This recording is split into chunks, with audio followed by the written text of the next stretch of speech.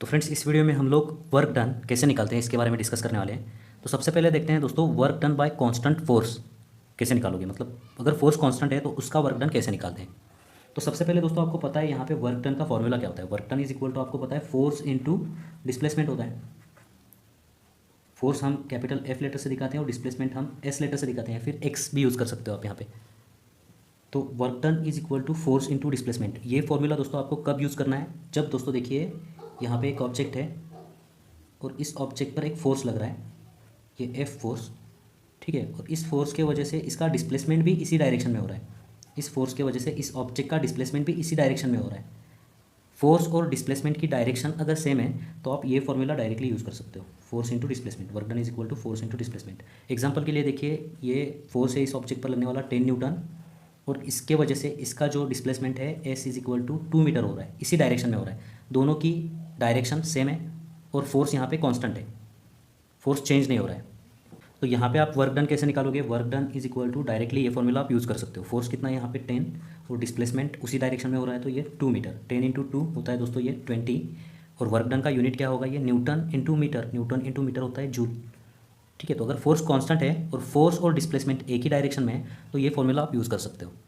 लेकिन अगर फोर्स दोस्तों, फोर्स और डिस्प्लेसमेंट की डायरेक्शन सेम नहीं है तो आपको कौन सा फॉर्मूला यूज़ करना होगा। एक फॉर्मूला बना हुआ है F, work done is equal to F S cos theta, ठीक है। क्योंकि वर्क डन क्या होता है दोस्तों, ये होता है डॉट प्रोडक्ट, फोर्स और डिस्प्लेसमेंट का डॉट प्रोडक्ट होता है, vector F dot vector S. तो इसकी मैग्नीट्यूड निकालने का तरीका ये है एफ एस कॉस थीटा। इसको हम सेकंड चैप्टर में पढ़ चुके हैं। तो ये work done is equal to, देखिए दोस्तों, force into displacement into cos theta. ये फॉर्मूला आप कभी भी इस्तेमाल कर सकते हो। अगर दोनों की डायरेक्शन सेम है तभी भी आप इसको यूज़ कर सकते हो, अगर दोनों की डायरेक्शन अलग अलग है फिर भी आप इसको यूज़ कर सकते हो। तो इस फॉर्मूले को हम यहाँ पे यूज़ करके देखते हैं कि आंसर इतना आता है कि नहीं। ये थीटा क्या होता है दोस्तों, ये फोर्स और डिस्प्लेसमेंट वेक्टर के बीच का एंगल होता है। तो यहाँ पे फोर्स की डायरेक्शन भी ये है और डिस्प्लेसमेंट की डायरेक्शन भी ये है। ये फोर्स है और ये डिस्प्लेसमेंट है, दोनों के बीच का एंगल क्या हुआ, यहाँ पे 0 हुआ, ठीक है। तो ये फॉर्मूले का यूज़ करके वर्क डन क्या होगा, यहाँ पे देखिए दोस्तों, work done is equal to F, F है यहाँ पे 10, एस है यहाँ पे 2, और कॉस थीटा, कॉस 0 क्या होगा, कॉस 0 होता है 1, सो 10 इंटू 2 इंटू 1 ये होगा 20 जूल। तो दोस्तों ये जो फॉर्मूला है यहाँ पे एफ एस कॉस थीटा, इसको आप कभी भी इस्तेमाल कर सकते हो। So work done is equal to force into displacement ऐसे नहीं बोलना है हमें, work done is equal to F S cos theta होता है, ऐसे बोलना है। तो ये तो दोस्तों एक तरीका हुआ वर्क डन निकालने का। एक और तरीका है दोस्तों वर्क डन निकालने का, वो है ग्राफिकली। आपको यहाँ पे फोर्स वर्सेस डिस्प्लेसमेंट का ग्राफ निकालना होगा, ओके। वाई एक्सिस पर हम कंसिडर करेंगे फोर्स और एक्स एक्सिस पर यहाँ पे हम डिस्प्लेसमेंट कंसिडर करेंगे, और इसके लिए हम यहाँ पे ग्राफ निकालेंगे। फोर्स देखिए दोस्तों 10 न्यूटन है, तो ये 10 ये हो गया यहाँ पे, ये 5 है, ये 10 है सपोज, 10 न्यूटन। और डिस्प्लेसमेंट कितना है 2 मीटर से, तो ये 1 मीटर, ये 2 मीटर, ठीक है। तो आपको यहाँ पे इसके लिए ग्राफ बनाना होगा। फोर्स कितना है दोस्तों 10 न्यूटन, और फोर्स कांस्टेंट है, यहाँ से यहाँ तक कांस्टेंट है, तो फोर्स ये कांस्टेंट का ग्राफ ऐसे होता है, और डिस्प्लेसमेंट है 2 मीटर, तो ये 2 मीटर। ये हो गया फोर्स वर्सेस डिस्प्लेसमेंट का ग्राफ। अगर दोस्तों इस ग्राफ के नीचे का जो एरिया है, ये एरिया आप यहाँ पे कैलकुलेट कर सको तो ये एरिया ही वर्क डन कहलाता है। एरिया कैसे निकालते हो आप, ये रेक्टेंगल है तो 10 इंटू 2 लेंथ इंटू ब्रेड्थ, क्या हुआ यहाँ पे 20 जूल मिल गया आपको। तो फोर्स वर्सेस डिस्प्लेसमेंट का जो कर्व होता है उसके नीचे का जो एरिया है वो वर्क डन कहलाता है। तो अगर फोर्स कांस्टेंट है तो ये रेक्टेंगल का एरिया निकालना बहुत ही आसान है, वर्क डन आप ऐसे निकाल सकते हो। लेकिन अगर दोस्तों एक केस है, यहाँ पे देखिए क्या केस है, अगर फोर्स वैरी कर रहा है और वो वेरिएशन लीनियर है दोस्तों, ये देखिए ये फोर्स वैरी कर रहा है, फोर्स यहाँ पे कांस्टेंट था, यहाँ पे फोर्स वैरी कर रहा है और ये लीनियरली वैरी कर रहा है, मतलब ये स्ट्रेट लाइन होगी। तो इसका वर्क डन निकालने का तरीका क्या है, इसका वर्क डन निकालने का तरीका है दोस्तों, देखिए आपको ये एरिया निकालना होगा, आपको ये एरिया निकालना होगा। ये एरिया निकालने का फॉर्मूला क्या है, इसका फॉर्मूला हमारे पास नहीं है, तो हम इस एरिया को 2 पार्ट में डिवाइड करेंगे। अब ये हुआ एक रेक्टेंगल और ये हुआ ट्रायंगल। रेक्टेंगल का एरिया निकालने का आपके पास फॉर्मूला है, ट्रायंगल का एरिया निकालने का भी आपके पास फॉर्मूला है यहाँ पे। तो आप यहाँ पे वर्क डन कैसे निकालोगे, area of this triangle, area of this triangle plus area of this rectangle, ठीक है। तो यहाँ से आप इसका वर्क डन आराम से निकाल सकते हो। अगर फोर्स कांस्टेंट है, देखिए फोर्स यहाँ पे कांस्टेंट है, तो आप ये फॉर्मूला इस्तेमाल कर सकते हो या फिर आप ऐसे निकाल सकते हो। और अगर दोस्तों फोर्स लीनियरली वैरी कर रहा है तो आपको ग्राफिकली निकालने में आसानी होगी। तो इसके ऊपर एक एग्जांपल हम यहाँ पे आपके एक्सरसाइज के अंदर का सॉल्व करते हैं। तो दोस्तों आपका जो टेक्स्ट बुक है उसके अंदर क्वेश्चन नंबर 3 सब क्वेश्चन नंबर 9 देखिए रीड करिए, आपके स्क्रीन पर दिख रहा है। while decreasing linearly from 5 Newton to 3 Newton. A force displaces an object from 3 metre to 5 metre. ठीक है, इसका मतलब समझते हैं. तो देखिए दोस्तों, यहाँ पे एक ऑब्जेक्ट है, इसको यहाँ से 3 मीटर से 5 मीटर तक मूव करने के लिए इस पर एक फोर्स लगाया गया है, और वो फोर्स भी वैरी कर रहा है दोस्तों. कैसे? 5 न्यूटन से लेकर 3 न्यूटन तक ये डिक्रीज़ कर रहा है. ठीक है, मतलब यहाँ पे 5 न्यूटन फोर्स था, ये डिक्रीज़ करते करते यहाँ पे 3 न्यूटन फोर्स हो गया इसका.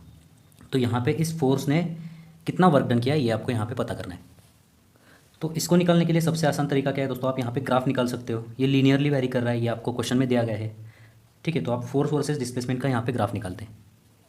तो ये डिस्प्लेसमेंट 1 2 3 4 और ये 5 है, और ये फोर्स है 1 न्यूटन 2 न्यूटन 3 4 और 5 न्यूटन. ठीक है, जब ऑब्जेक्ट यहाँ पे था दोस्तों तब फोर्स कितना यहाँ पे 5 न्यूटन लग रहा है, तो ये फर्स्ट पॉइंट आपको यहाँ पे मिलेगा. और जब ये डिस्प्लेस 5 मीटर पे हुआ तब फोर्स यहाँ पे 3 न्यूटन लग रहा है.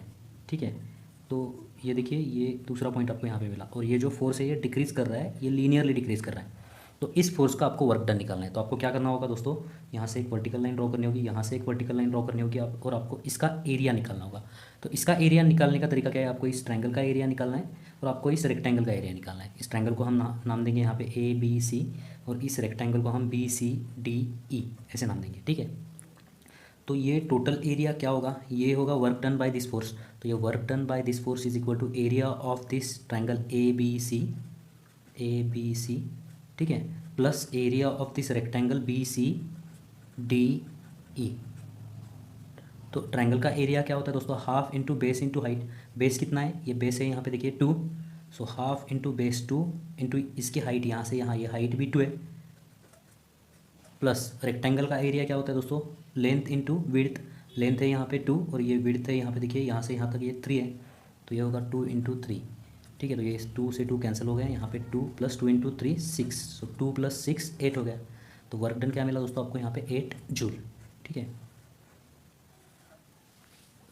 अब दोस्तों हमने यहाँ पे देखा कि फोर्स अगर कांस्टेंट है, इफ़ एफ इज़ कांस्टेंट, तो हम उसका जो वर्क डन है वो कैसे निकालेंगे. एक तो आप ये फॉर्मूले के साथ निकाल सकते हो इसका work done FS cos theta. तो ये तो बहुत आसान तरीका है, अगर फोर्स कांस्टेंट है तो FS cos थीटा से आप वर्क डन निकाल सकते हो, या फिर आप ग्राफिकली भी निकाल सकते हो, ऐसे भी निकाल सकते हो. लेकिन दोस्तों अगर फोर्स जो है ये लीनियरली वैरी कर रहा है और आपको F के जो वैल्यूज़ दिए गए हैं, तो आपको कुछ इस तरीके से इसका वर्क डन निकालना है.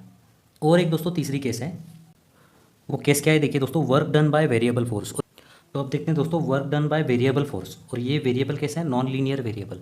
यहाँ पे एक एग्जांपल है, फोर्स और ये डिस्प्लेसमेंट है, और ये फोर्स ऐसे वेरी हो रहा है. देखिए फोर्स कांस्टेंट है क्या दोस्तों, नहीं, ये वेरिएबल है. फोर्स कैसे वेरी हो रहा है, यहाँ पे नॉन लीनियर है, ये स्ट्रेट लाइन नहीं है. तो अगर फोर्स नॉन वेरिएबल होगा तो इसका वर्क डन कैसे निकालोगे, आपको क्या करना होगा दोस्तों, आपको यहाँ से वर्टिकल लाइन निकालनी होगी और आपको इसका एरिया निकालना होगा. इसका एरिया निकालने का कोई फॉर्मूला आपके पास नहीं है, तो इसका वर्क डन निकालने के लिए आप इंटीग्रेशन का यूज़ कर सकते हो. इंटीग्रेशन कैसे यूज़ करना है दोस्तों, work done will be equal to integration of FDS. ये फॉर्मूला होता है दोस्तों इसका वर्क डन निकालने का. और अगर यहाँ पे लोअर लिमिट और अपर लिमिट आपको दिए गए हैं तो यहाँ पे लोअर लिमिट लिखना है और अपर लिमिट लिखना है. ठीक है, तो work done will be equal to integration of from S1 to S2 FDS. ये फॉर्मूला है दोस्तों वर्क डन निकालने का. आपको इसका एरिया मिल जाएगा या फिर वर्क डन मिल जाएगा, आप बोल सकते हो. तो यहाँ पे डिस्प्लेसमेंट के लिए S यूज़ किया है. अगर दोस्तों डिस्प्लेसमेंट के लिए आपने X यूज़ किया, ठीक है, तो ये फॉर्मूला क्या हो जाएगा, work done will be equal to integration of x1 to x2 FTX. अगर x डिस्प्लेसमेंट है तो दोस्तों आपको ये फॉर्मूला यूज़ करना है, अगर s डिस्प्लेसमेंट है तो आपको ये फॉर्मूला यूज़ करना है. आपको एग्जाम में f का इक्वेशन दिया जाएगा, f का इक्वेशन s के फॉर्म में होगा तो ये ऐसे होगा 3s² + 2s + 5, कुछ भी हो सकता है ये इक्वेशन. ठीक है, और अगर x के फॉर्म में है तो ये 3x² + 2x + 5, ये ऐसे दिया जाएगा. अगर x के फॉर्म में है, ऐसा इक्वेशन आपको एग्जाम में दिया है तो आपको ये फॉर्मूला निकालना है, यूज़ करना है वर्क डन निकालने के लिए. और अगर f का इक्वेशन ऐसे दिया है तो आपको ये फॉर्मूला यूज़ करना है वर्क डन निकालने के लिए. तो दोस्तों इसका मीनिंग क्या है, ये सेकंड चैप्टर में हम स्टडी कर चुके हैं, लेकिन यहाँ पे मैं आपको बताता हूँ आपने क्या किया. आपको इसका एरिया निकालने के लिए कोई फॉर्मूला आपके पास नहीं है, तो आपने क्या किया, आपने इस डिस्प्लेसमेंट को छोटे छोटे पार्ट्स में डिवाइड किया. ये एक छोटा सा पार्ट है, बहुत ही छोटा सा पार्ट है, ये इतना छोटा पार्ट है DS कि ये जो ऊपर की लाइन मिल रही है ये हॉरिजॉन्टल लाइन होगी. ऐसे बहुत सारे पार्ट्स में आपने इस डिस्प्लेसमेंट को डिवाइड किया. और आपने क्या किया दोस्तों, एक पार्ट का एरिया निकाला, एक पार्ट का एरिया निकालने का तरीका क्या है दोस्तों, अगर ये फोर्स F होगा तो एक पार्ट का एरिया निकालने का तरीका क्या है, ये रेक्टेंगल जैसे दिख रहा है आपको, रेक्टेंगल का एरिया क्या होता है, फोर्स इंटू डिस्प्लेसमेंट, तो ये होगा F इंटू DS। ये आपको छोटा सा वर्क डन मिला, ये छोटा सा इतने डिस्प्लेसमेंट के लिए ये वर्क डन मिला, ठीक है। तो अगर ऐसे बहुत सारी स्ट्रिप्स आपने कंसिडर की हुई हैं तो उनको ऐड करना होगा, उनको मिलाना होगा, तो मिलाने का तरीका क्या है, समेशन, ये इंटीग्रेशन बोलते हैं इसको, ठीक है। तो सब मिलाने के बाद आपको टोटल वर्क डन मिल जाएगा यहाँ पे इंटीग्रेशन ऑफ FDS। फॉर्मूला क्या है, इंटीग्रेशन ऑफ FDS। कहाँ से कहाँ तक जोड़ा आपने, S1 से लेके S2 तक जोड़ा, ठीक है। तो ये इक्वेशन को आपको इंटीग्रेट करना है, S1 से लेके S2 तक, आपको उसका वर्क डन मिल जाएगा। तो बढ़ते हैं आगे, एक पेज नंबर 55 पे क्वेश्चन नंबर 4.4 एक एग्जाम्पल है, देखिए, रीड करिए, आपकी स्क्रीन पर दिख रहा है 4.4, कैसे सॉल्व करोगे देखिए उसको। Over a given region a force in newton varies as, F का इक्वेशन आपको दिया गया है, क्या है देखिए, 3x² माइनस 2x प्लस 1। ये फोर्स वेरिएबल फोर्स है, नॉन लीनियर, ठीक है। In this region an object is displaced from x1 is equal to 20 centimetre to x2 is equal to 40 centimetre. तो x1 लोअर लिमिट आपको दिया गया है दोस्तों यहाँ पे 20 सेंटीमीटर, और अपर लिमिट आपको दिया गया है यहाँ पे 40 सेंटीमीटर। सेंटीमीटर का आपको मीटर में कन्वर्जन करना होगा, तो ये देखिए 10⁻² से आप मल्टीप्लाई करते हो, सेंटीमीटर टू मीटर कन्वर्ट करते हो, तो ये होगा 0.2 मीटर, ये होगा 0.4 मीटर, ठीक है। आगे क्या पूछा गया है देखिए दोस्तों, calculate the amount of work done. तो आपको ये फोर्स है, ये लोअर लिमिट है, ये अपर लिमिट है, आपको वर्क डन कैलकुलेट करना है, ये वेरिएबल फोर्स का।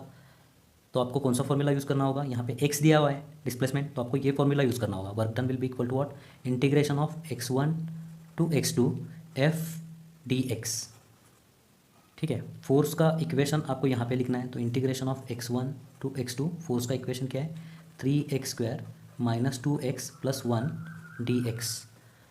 इसको कैसे सॉल्व करना है दोस्तों, हम चैप्टर नंबर 2 मैथमेटिकल मेथड्स में पढ़ चुके हैं। अगर आपके ध्यान में नहीं है तो जा करके वहाँ पे लास्ट पार्ट जो है चैप्टर नंबर 2 का, उसको देखिए। तो इसको सॉल्व करने के लिए दोस्तों आपके पास इंटीग्रेशन के कुछ फॉर्मूले आपको ध्यान में होना ज़रूरी है। अगर ध्यान में नहीं है तो यहाँ पे मैं वापस आपको बताता हूँ। देखिए दोस्तों, इंटीग्रेशन ऑफ 1 dx, 1 का इंटीग्रेशन क्या होता है, 1 का इंटीग्रेशन होता है दोस्तों x, okay. Integration of x raise to n, x raise to n का इंटीग्रेशन क्या होता है, x raise to n plus 1 divided by n plus 1।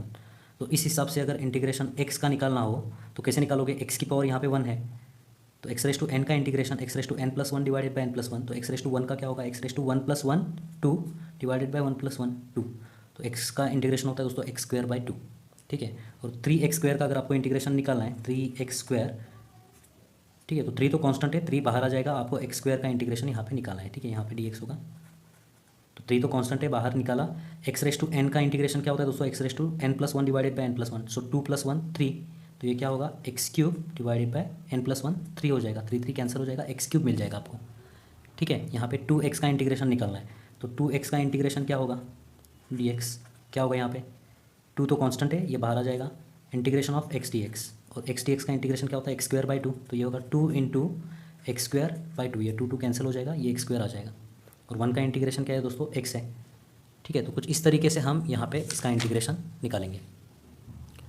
तो देखिए दोस्तों, ये इसका इंटीग्रेशन क्या होगा, 3x² का इंटीग्रेशन क्या होगा, 3 तो कांस्टेंट है, तो 3 हमने बाहर लिखा, x² का इंटीग्रेशन क्या होता है, x³ बाय 3, ठीक है, माइनस 2 तो कांस्टेंट है, 2 बाहर लिखोगे आप, 2 इंटू x का इंटीग्रेशन क्या होगा दोस्तों, x² बाय 2, ये 3 और 3 कैंसिल होने वाला है, ये 2 और 2 कैंसिल होने वाला है, ठीक है।